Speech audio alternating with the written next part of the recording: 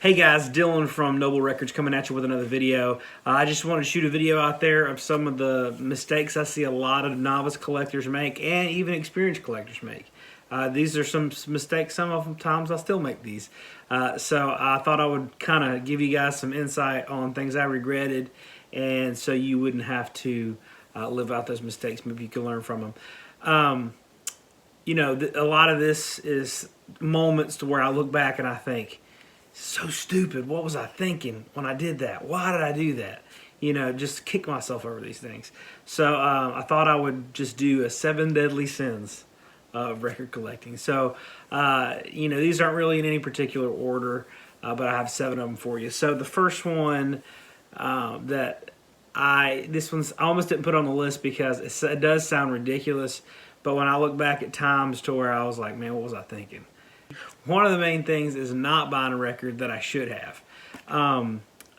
Very few times do I look back and say, man, I shouldn't have bought that record. What was I thinking? I mean, it has happened, but more times than not, the regret is I should have bought that record when I had the chance, because then you might not have a chance again. When I was in 8th grade, 7th grade, something like that, I was at a Goodwill. That's where I found all my records at the time. And there was a bunch of really good stuff there. There was Led Zeppelin, Pink Floyd. Like, I remember knocking off like a ton of wants that I had because I was very new at it at that time. And there was one record there, and it was really cool looking. It had a banana on the cover. It looked about like this. It was a first run, like an early pressing, because I remember saying, man, is that a sticker? What is that? It's a banana. And looking at it and just being like, just marveling at it, thinking, this is a really cool record. It was 49 cents, and I didn't get it because I didn't know what it was, and I didn't want to waste 49 cents. When if I had, I would have been introduced to this album a lot sooner, not to mention it was worth some serious money. So really, that was one of my, I kicked myself for that for years. I was like, how stupid could I be to not get that when I had the chance? But a lot of times, you'll be at record shows or record shops or something like that, and you'll see an album, and you think, well, if you don't have the money, that's one thing, but you think, well, I got the money, and it's just, sometimes it's not really quite good enough of a deal, or maybe you're just not in the mood. If it's a good deal and you got the money, if it's something you really, really want, you deserve it. I tell people that all the time when they go in the shop. Hey, you deserve this. You should go for it. So, don't be hesitant to spend money on something as long as you know that you're really going to like it. It's worth it at that point. The next one is vinyl storage. There's a lot of rules for this. There's a lot of no-nos in the vinyl storage. But one of the things that I really didn't do that I should have done early on was the sleeves. So I get these 3mm sleeves, and I always share where I get mine from. I still buy them from the same place that I always have. Great place. It's a shop called Music Record Shop. They make their own, and they're really affordable. The best price I could find. These are the ones I use, 3mm sleeves. I'll put a link in the description just because that's where I get them. I think it's important that you do that. But, when you have your records on your shelf and they're not sleeved, they cause ring wear, stuff like that. So many years I had mine, they could have, avoided damage or whatever from having sleeves on it and ring wear and stuff. Now when I see records on a shelf with no sleeves, I'm like, oh, it grinds my gears. There are some down here that I haven't got to sleeving yet, and every time I see it, I'm like, oh man, I gotta get that done. Because it's just, when you pull them in and out, it rubs on the covers and it messes your covers up sometimes. So over time, if it happens enough, it does. And also if you move and they're all in a box together and they're shaking around and they rub against each other, that happens too. And then also having good sleeves, putting them, I put mine on the outside. You can do whatever you want, but if you're going to transport them or you're going to mail them, you want to take that record out of that sleeve, because that record can shake around inside and cause the seams to split. So that's just one mistake that I see a lot of people make, and I made for years, just not protecting the records. If they're your records and you're going to keep them, you cherish them, treat them right, clean them, all that stuff. So vinyl storage, all that stuff. And then also get some really good shelves. A lot of shelves I see, the records are heavy. It's the worst thing about records is that they're heavy. But I see shelves bowing down because the record's just way down on the shelves. When I was young, I had a shelf that just totally bowed down until it broke. over that. And you don't want a broken shelf because you got records all over the floor. They're not sleeved. It's just a bloodbath. But, get you some good shelves. These are from IKEA. They're called Kallax, Kallax, as I get them. They're cheap. But like, I'll give a shout out. I don't know who it was that said it, but when I first got these, I set them up. This was when I first started my YouTube channel, and I believe it was this one over here. I thought you could just put them any way. I didn't even think about it because I was like, yeah, they're square. They'll fit anywhere you want them to fit. And someone said, hey, your shelf is sideways and it's gonna fall apart. And I was like, oh my gosh. And I looked, and actually, so the supporting ones need to be on the bottom, was holding the weight. So mine, it was actually the other way around. So the supporting shelves were just up and down, not doing any good. And the divider shelves, which are just held in by not much, were the ones having all the weight on them. And so I was like, oh man. So I flipped them back and we're good. But I've seen my local Salvation Army actually had one, and they were like that. And I said, listen, if you don't flip this, they're all gonna fall out on the floor. And I went in a week later, and the guy said, man, I should have listened to you. They fell out like the next day because it was really messed up, and they didn't fix it. So anyways, so just make sure you're treating your records right, you're storing them correctly, all that stuff. The next one is pressure from other people to buy things that you shouldn't buy. When I first so I was in it when I was young, collecting records, and then as I got older, like I sold my collection off when I got married, and then I got back into it. And when I got back into it for the second time, I made a lot of friends that were really into like hardcore and punk rock and post rock stuff, like all these different like newer new age type stuff. And actually, I do like a lot of that music. Some punk I like, some post rock I really like, especially instrumental ambient type stuff. But anyways, there was a lot of that stuff that I didn't like. I'm not going to name any bands or albums specifically because if you like them, you like them. That's just everybody has their thing. But I didn't like these records, and I would buy them, and I think, man, like I'm going to get this. I need to get this. What I was addicted to in that was not the records, it wasn't the music. It was the camaraderie and community of the people that we were talking music together, and I really enjoyed that. Just like people on Instagram that I met, and they had some really cool records and like some cool pressings and stuff like that. And so I was kind of like drawn in by the colored vinyl. I thought it was really cool. I'd never seen that before. Like, when I was young, all the records I bought were black vinyl, so I didn't, And so I was really like enamored with that and thinking it was really cool. And then that's a lot like with the modern like hardcore and post rock stuff. And so like post rock, like Caspian, a couple others, I can't remember all of them. I really like them, still like them. But there's a lot of stuff I bought during that time that I didn't really like. And I wasted my money on it. I needed that money. And I wasted it. Or I could have bought something I really liked, and I didn't. Because I was buying things that I thought I should like. So in that, I always do recommendation videos. That's just a recommendation. Check it out. Don't feel any pressure. But different strokes for different folks. Some people like things that other people don't like. Stream it before you buy it. Don't buy it if you don't like it.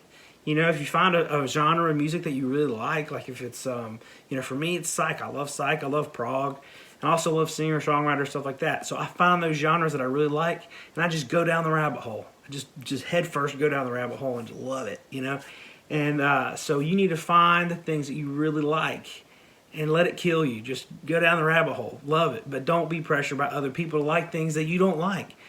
To this day, there's a lot of punk bands that, there are a lot of punk bands I do like. I like Black Flag. I like Fear.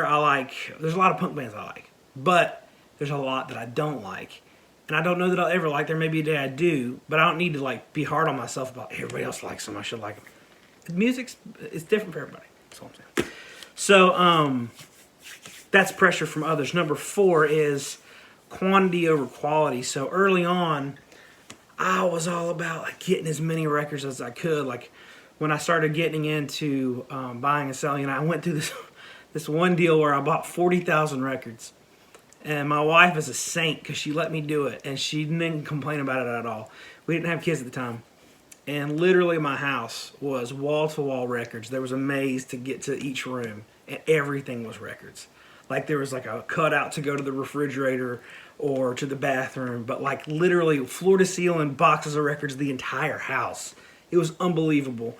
And my wife's like, all right, we got to get like a storage unit or something. But she was cool the whole time. Like, that's my wife. She's amazing.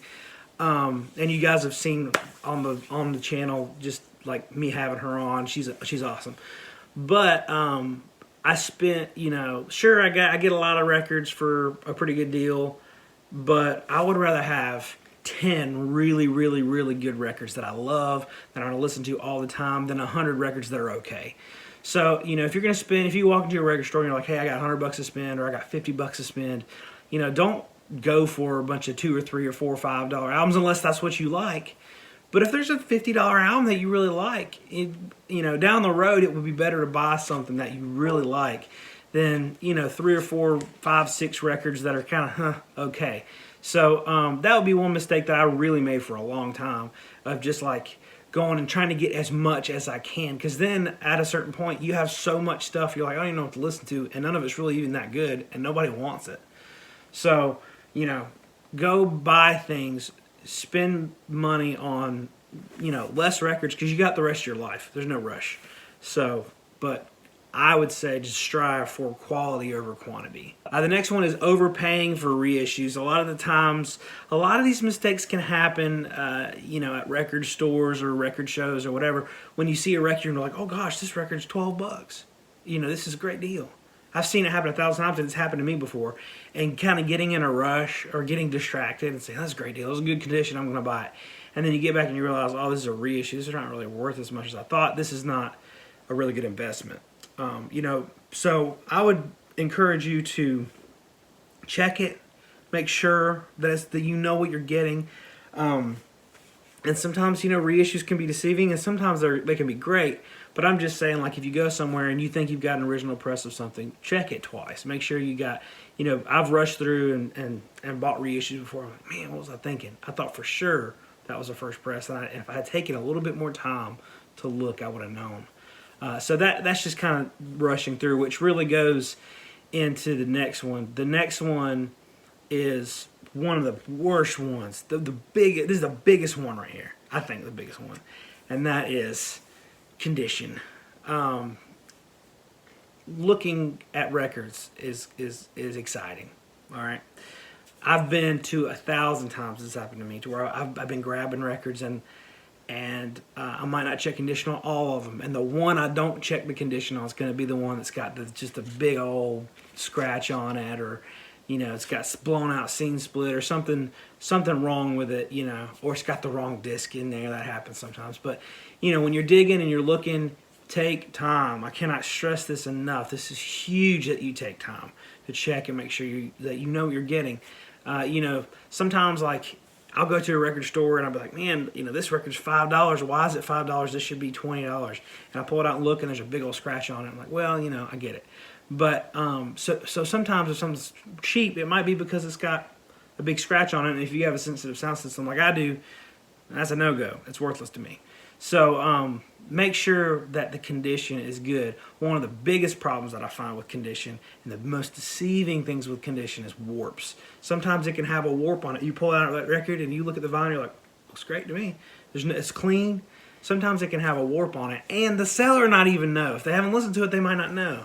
So not necessarily somebody trying to deceive you. At record shows, I have seen a lot of people try to pull the wool over your eyes a little bit, because they ain't never going to see you again. Your local record store might not be that way, because you're a regular and you come in and they get to know you and all that stuff. But people at record shows, they're blowing through town. They don't care. They'll screw you over. They don't care. A lot of times they're notorious for that, in my experience. Not all people. There are some really nice guys that set up at record shows. I'm not trying to say that, but I'm just saying that's a place that you really got to be careful, because you can get taken pretty quick. Because there's a hustle and bustle. There's the excitement. You're like, oh man, I gotta get this. But take your time, check condition, make sure there's no warps. It's a pro tip. You can pull the record out and kind of rotate it around where you can see the glare from the light on it. And you can tell if there's a warp on it real easy. It's just a little dip, you can tell. So just check every time for warps. Yeah. So, and also, when I was young, I was at the flea market one time, and I just found this great Deep Purple made in Japan. I've been wanting it, and me and my friends or going to the movies and I left it in the backseat of the car, guess what? It got warped. So don't leave your cars in your records. Don't leave your records in your cars. Stuff like that. Make sure they're not in direct sunlight. All that. So then the last one I wanted to tell you is, I see this all the time, and I did it. And that's people choosing records over their sound system. And what I mean by that is, they'll have, everybody starts somewhere. So if you get a crappy little turntable to start off with, that's fine. People do that. But they are not good for your records, and it kind of defeats the whole point of the better sound quality, because it's not better sound quality. The sound quality is rough on like the combo Crosley record players. You're not really experiencing vinyl the way it's meant to be experienced, because they got little speakers and the tone arm it's not high quality. You know that. If you paid $60 for it at Target, you know that's not a high quality system, and you're not going to get the sound quality out of it that you would if you really invested money in it. So, but if that's what you start off with, that's fine. You start off with that, and you start building your collection of records. Do your thing. Do you. Whatever you want. But when people start to get like 200 records and they still got the Crosley turntable or like the all-in-one unit or whatever, and they're building on more and starting to really sink some money into their records, and they're not investing in a better turntable, like that's criminal to me, because you need to be able to hear these records. It will be way more important for you to spend $200 or $300 on a little bit nicer system and really experience the records better. And if it doesn't have a counterweight on, so like you got a turntable, I'll show you here. The arm that goes across, some like on a Crosley, there's not a weighted tone arm on it, so you have no counterweight. So all the weight of that tone arm is just bearing down on that groove, and it's just dragging along that groove, just plowing it out. And every time you run one, you lose a little bit of sound quality on that record, because it really digs into those grooves and messes them up. If you got a counterweight, that needle just gingerly goes in there, and it just guides it along like driving Miss Daisy. All right, so that's what you want, one with a counterweight. That's really important. But also, it's good for your records, not just listening to them, but also it's good. They sound better. You get better speakers. You get a better turntable. I'm gonna link another video where I recommend some turntables and speakers and all that stuff. Just a little bit better step up. If you want to drop $250 or $300 on a little bit better sound system, your records will sound way better and they'll last you longer. I'm telling you, don't have 500 or 1,000 records and still be sporting an all-in-one unit, because you're not experiencing it. It will be your money is way better spent on $250, $300 of better turntable than more records. So the whole point of this is buy good records. Take your time. Take care of the records that you have and enjoy them. Do your own thing. So maybe that'll help you guys not to make some of the mistakes I did. Thank you guys so much for watching this video. If you enjoyed it, please think about subscribing to the channel. Follow us on Instagram. We have a shop. We post tons of stuff that we get in. Really cool stuff. There's also a link below if you want to purchase any hats, t-shirts, or anything to help support the shop. Thank you guys so much for watching this. We'll see you next time.